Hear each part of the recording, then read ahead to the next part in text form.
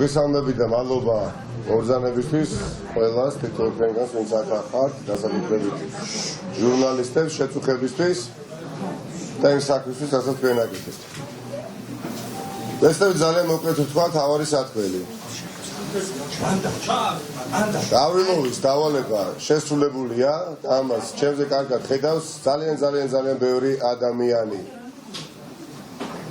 88 მონურ მორჩილებაში ყოფმა ადამიანმა გაასამართლა თავისუფლებისა და ღირსების იდეა. დიახ, არც მეტი და არც ნაკლები 88 მონურ მორჩილებაში ყოფმა გაასამართლა თავისუფლებისა და ღირსების იდეა. ეს არ იყო ვერდიქტი ჩემთვის გამოტანილი. ამ ადამიანებმა პარლამენტად წოდებულმა რუსეთის მეხუთე კოლონამ განაჩენი გამოუტანა ყველას და მე ვფიქრობ არ ვიქნები გადაჭარბებული თუ ვიტყვი იმას, რასაც ახლა ვიტყვი.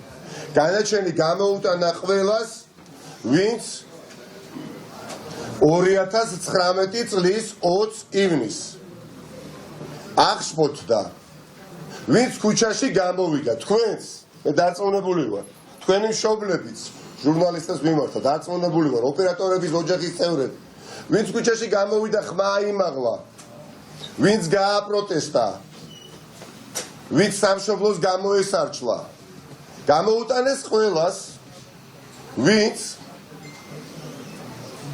იყო მსხვერპლი მოძალადეების იმ კონკრეტულ დღეს, ვისაც დათვის ტყვიები ესწოლეს, ვისაც ხელკეტი მოუქნიეს,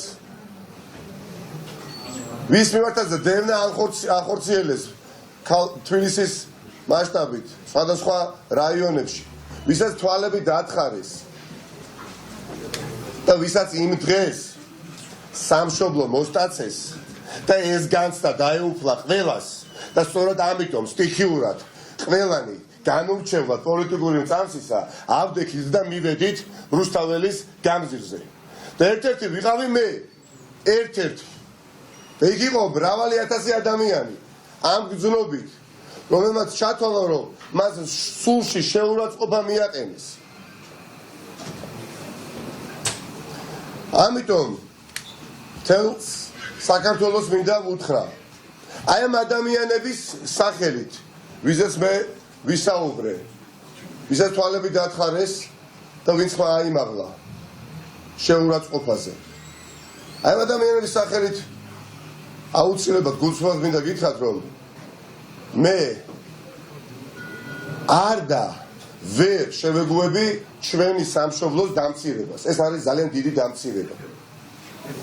არ შევეგუები გავრილოვის განაჩენს. და მოდი აქვე უთხრათ ერთმანეთს სიმართლე, რომ ახლა არ არის დრო პარტიისა და პარტიული პოლიტიკის. არის ეროვნული ქართული მოძრაობა ერთ მხარეს და მეორე მხარეს არის ოკუპანტი და ივანიშვილის რენეგატები. ერთ მხარეს არის თავისუფლება და მეორე მხარეს არის მონობა. ერთ მხარეს არის ამ ქვეყნის და ამ ქვეყნის ხალხის, ქართველი ხალხის, საქართველოს მოქალაქეების ნათელი მომავალი და მეორე მხარეს არის საბჭოთა ბნელეთი. აქედან გამომდინარე, ძვირფასო მეგობრებო, დედებო, მამებო, დებო და ძმებო, შეუძლებელია აქ უკან დახევა და შეუძლებელი არის უსამართლობას თავი დავუხარო. ეს უბრალოდ არ მოხდება და ბრძოლა იქნება ბოლომდე, ბრძოლა იქნება გამარჯვებამდე, სანამ არ ვუზრუნველყოფთ და მე დარწმუნებული ვარ თითოეულ თქვენთან ერთად და ეს მოხდება და ამ დღეს მე ვხედავ ყველანი ერთად არ ვუზრუნველყოფთ ამ ქვეყნის თავისუფლებას. ჩვენ არ მივცეთ ჩვენი ქვეყნის თავისუფლების განადგურების შესაძლებლობას არ არის. მე გული წყდება იმ 88 მონურ მორჩილებაში მყოფ ადამიანზე, რომელთა მნიშვნელოვან ნაწილმა უკვე მეორეჯერ გამასამართლა, არა ჯერჯერობით საქმე ბოლომდე ვერ მიიყვანეს და ვეღარც მიიყვანენ, ეს არის გამორიცხული. არ ჩამითვალოთ ხმამაღლად ნათქვამში, მაგრამ კანით ვგრძნობ, რომ ეს ადამიანები, ეს 88 ადამიანი შველას საჭიროებს.